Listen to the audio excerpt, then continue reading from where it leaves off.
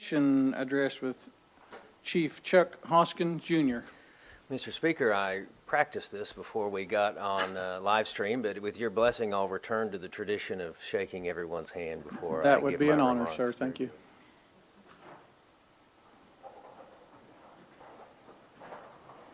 Are we not on? It doesn't look like we are.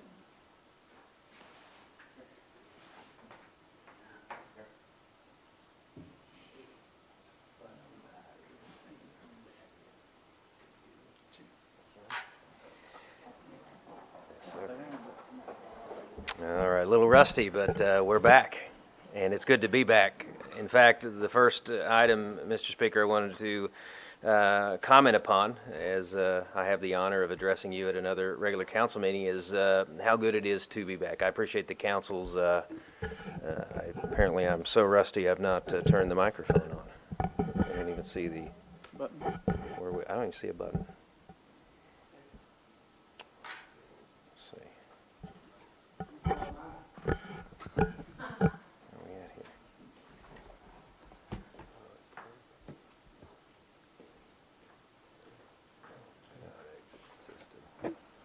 Yep.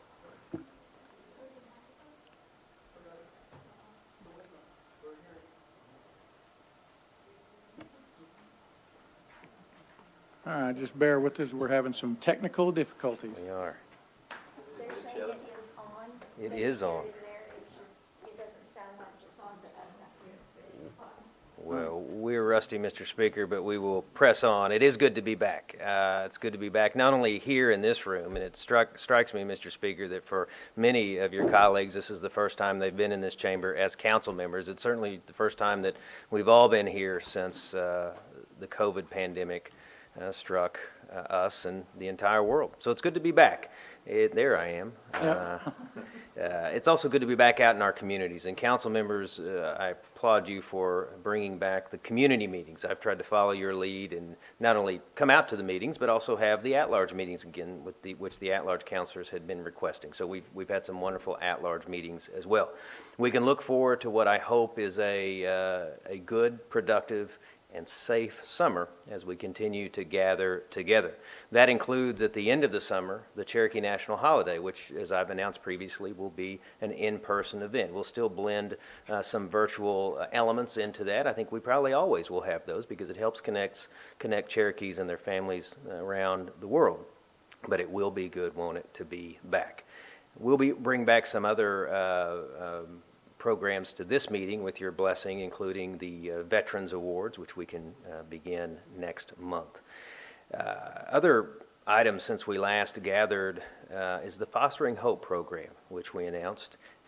Foster Awareness Month, Foster Children Awareness Month is this month. Part of the way we celebrated that was a proclamation, as we often do, but we also extended some benefits in terms of pilot program, a $500 stipend to those foster children who are Cherokee who have aged out of the system. That has to be, Mr. Speaker, a very difficult experience when you're 18 years old and you're coming out of the foster system and you are looking out into the world. Well, Cherokee Nation is trying to provide some assistance, and in this way we can do so and keep a connection with these young people who are still young adults and still surely need a helping hand.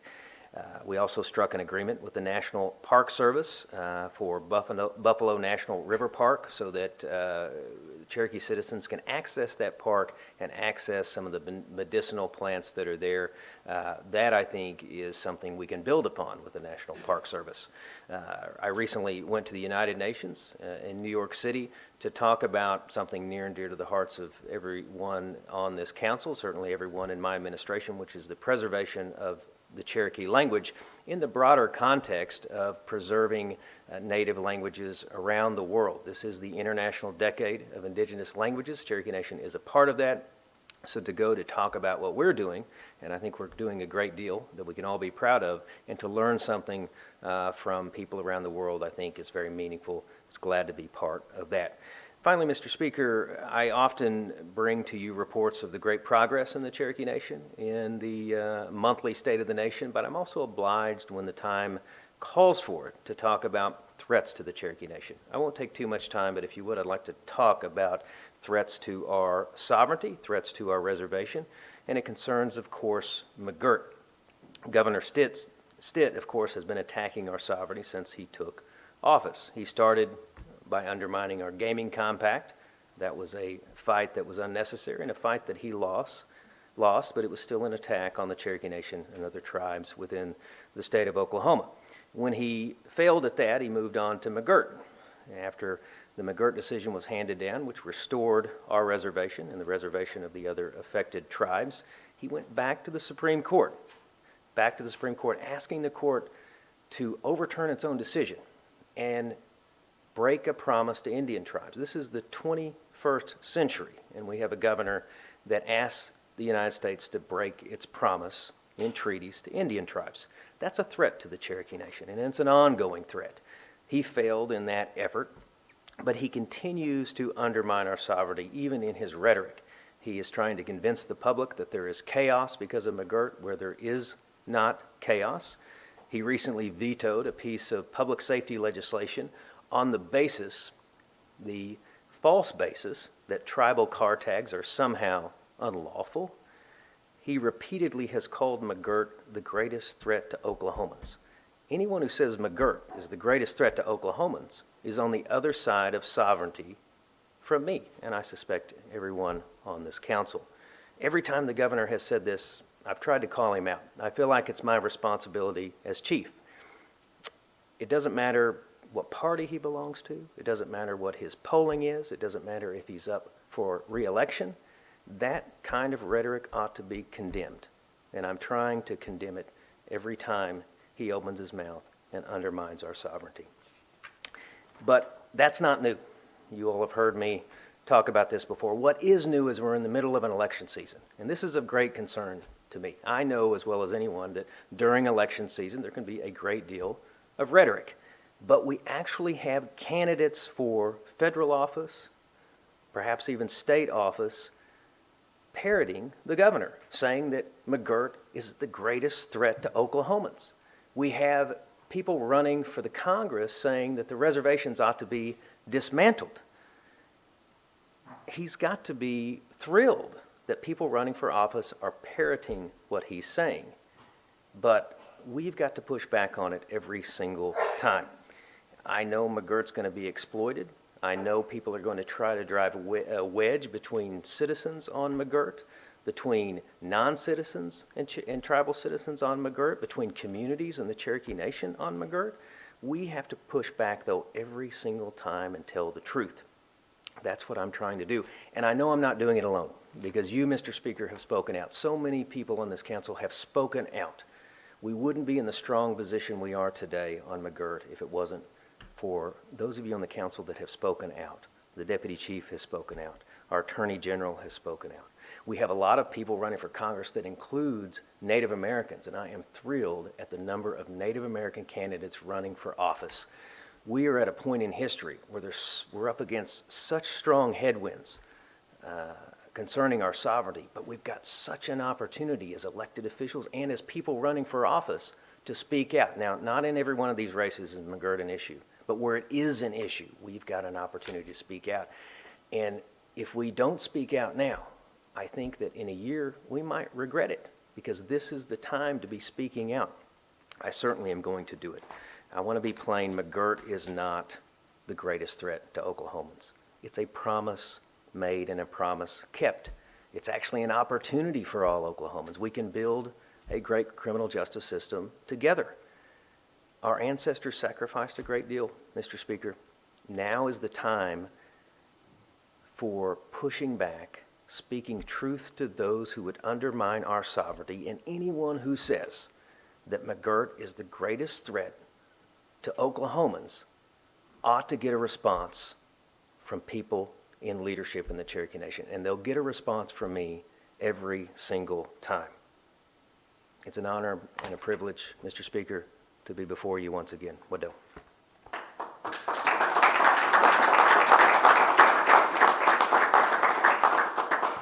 Well, thank you for your words, sir, and thank you for defending our sovereignty and our nation. outstanding job. All right, next we have action of unfinished business. We have none. Committee reports, under monthly reports, our Cherokee Nation Business LLC, Chuck Garrett. How are you, sir? I'm well, Speaker. Thank you, and good evening, Council. It's good to be with you all. I have some very good news this month. I think you have received the E&F report for March, and as you have seen, we had another really strong month by both of our business lines. And if you like what you see in March, I can't wait to show you April as well. I've had a sneak peek, and we have continued to exceed expectations on the top line and on the bottom line. And that's really a tribute to our team who, not only do we have some solid strategies, the execution has been extremely strong. As you all know, with inflation rising and a tight labor market, there are some headwinds that we see. And as we're entering into the budget season for C&B, we are taking all of that into account. Not using that as an excuse. We don't allow that. We do, though, have to build that into our planning, and we will continue to be prudent with the Cherokee citizens' money. I'm excited, as Chief said, that we're back in action. As you all know, we have a community impact team that goes across the reservation for various events.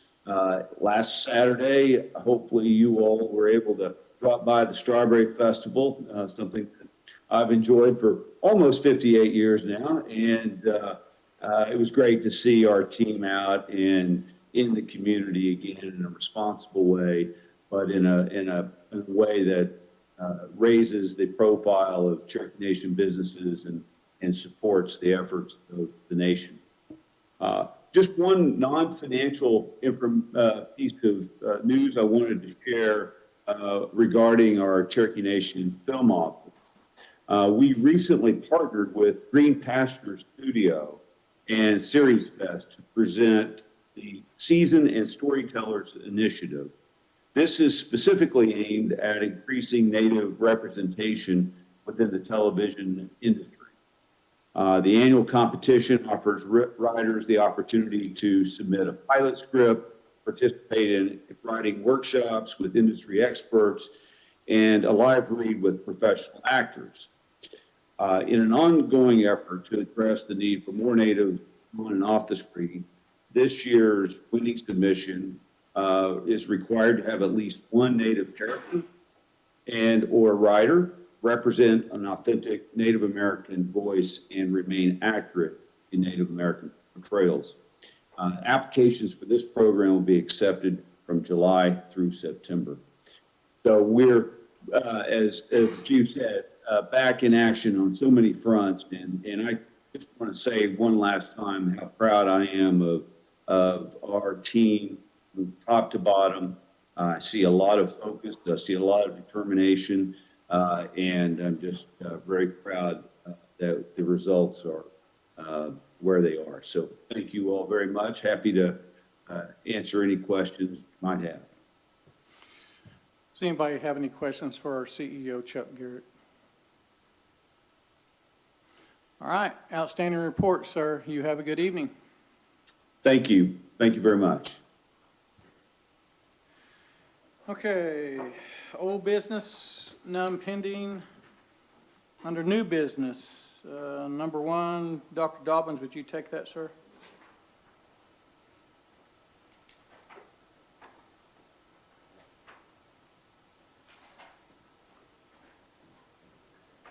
This is an act revising. I'm sorry. An act revising and restating Title 26, Elections of the Cherokee Nation Code annotated.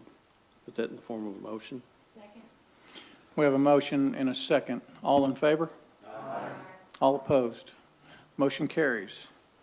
Number 2, Councilman Kidwell, would you take that, please? This is an act amending Title 18 of the Cherokee Nation Code annotated. I put that forward in form of motion. All right, we have a motion and a second. All in favor? Aye. All opposed? Motion carries. Number 3, Councilman Austin, would you take that? Yes, this is a resolution confirming the appointment of Barry Reynolds as board member of Cherokee Nation Businesses LLC, and I put that in the form of a motion. All right, we have a motion and a second. All in favor? Aye. All opposed? Motion carries. Number 4, Dora, would you take that? Nope, number 3. No. Nope, we're on 4. You're right. You're right, Keith. Number 4.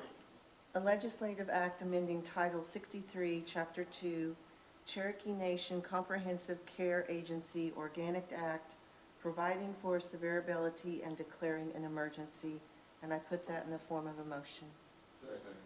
All right, we have a motion and a second. All in favor? Aye. Opposed?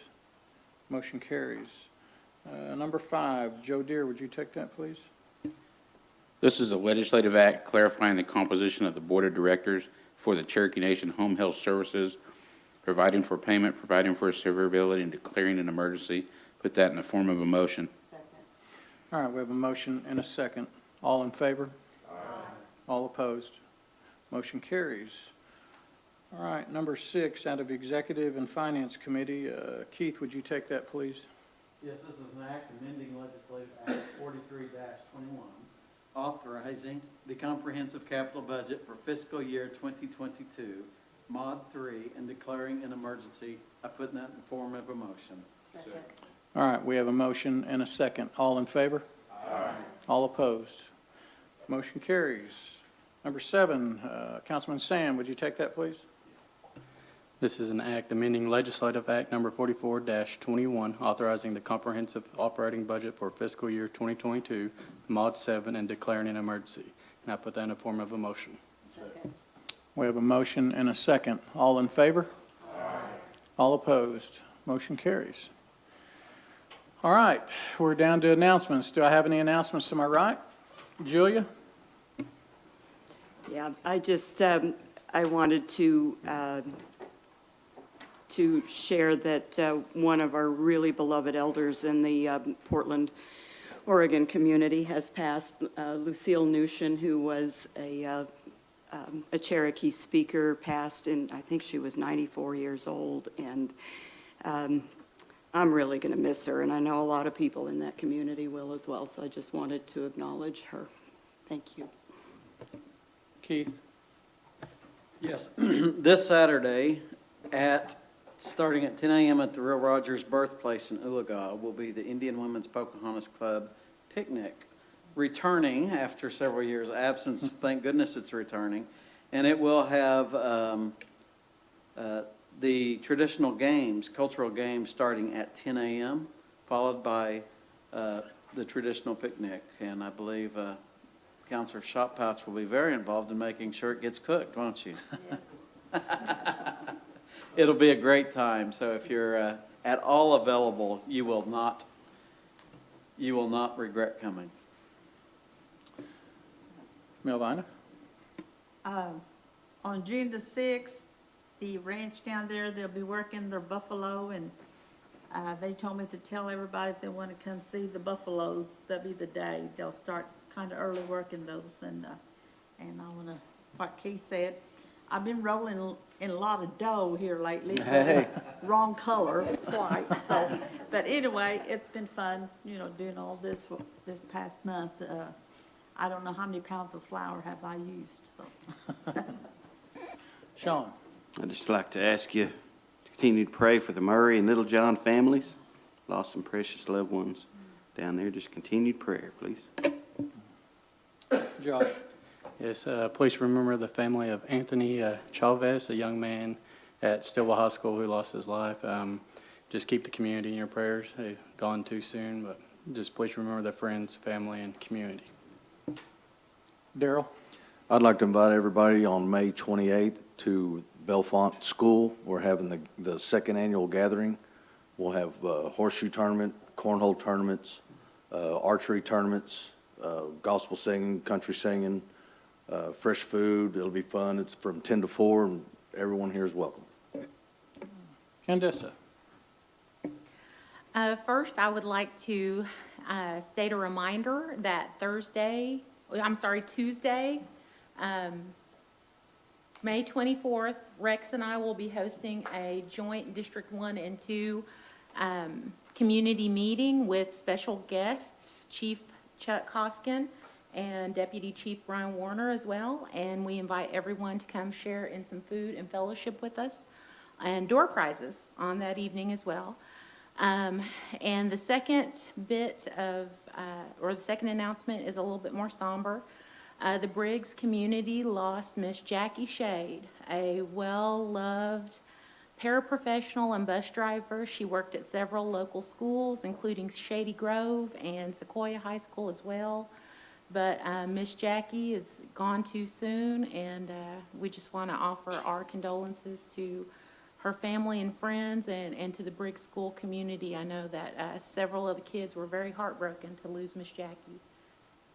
Thank you for the time, Speaker. EO? Yes, Monday, May 23rd, Dr. Dobbins and myself will be having a community meeting at Warner, home of the Eagles, at the Warner Event Center from 5:30 to 7:30. And we'll just come out and eat with us, have door prizes. Thank you. Doc? Yep, May 31st, community meeting at Three Rivers Health Center. Food and fellowship, but no athletics. Sean? I'd be remiss, same tragic accident at the Valentine family. I forgot to mention that. Continued prayers for that family as well. All right, is anybody else? Mr. Speaker, I wanted to say that I enjoyed visiting with Counselor Kidwell and seeing him inducted into the Coast Guard Wall of Valor. What a great guy.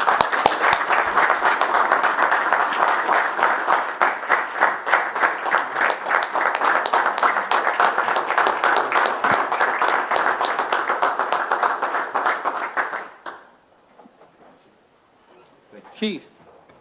Yes, I want to recognize, last month I missed council because I was escorting Pat Reeder to be inducted into the Oklahoma Journalism Hall of Fame.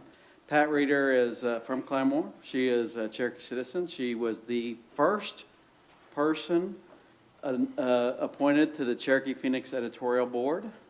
And she is a true legend, and we should be proud that she today is recognized by the Oklahoma Journalism Hall of Fame. Danny?